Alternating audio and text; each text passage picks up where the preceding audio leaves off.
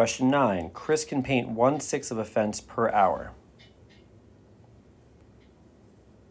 So Chris does 1/6 per hour. Sandy can paint 1/8 of the fence per hour. What fraction of the fence will be painted when Chris and Sandy work at these rates for 2 hours? So in other words, when they work together.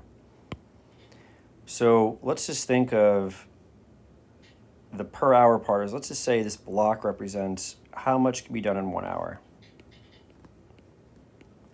So working individually, Chris can do 1/6.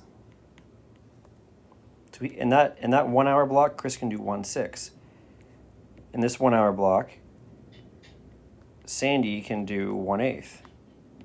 So if they're working together, we could think of Chris and Sandy's work being added together to give us a total amount of work being completed within that 1 hour block.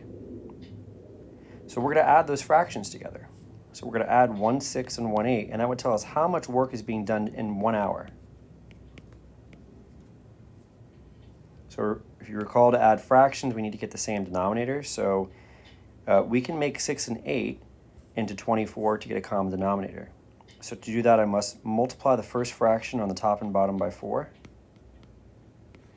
and the second fraction on the top and bottom by 3. So this will give me 4 plus 3 over 24, or 7 over 24. Now this is how much can be done in 1 hour. Now the question's asking how much can be done in 2 hours. So if this is in 1 hour right here, then in 2 hours they would just do the same amount of work for the second hour. So we would just add both the work done in 1 hour to the work done in the second hour, because we're assuming they're working at the same rate for both blocks of time. So we're just going to multiply this by 2, because this will give us the total work done. So when you multiply fractions, if you have a fraction and it's being multiplied by an integer, you could just think of the integer as being over 1 if it's easier for you to see that way. So we'll have 14 over 24. And then simplifying this would give us 7 over 12. And we can see here that our answer choice is going to be D.